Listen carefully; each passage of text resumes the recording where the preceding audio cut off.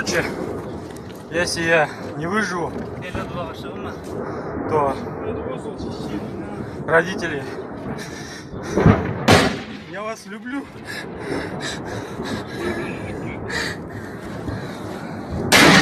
А, сука!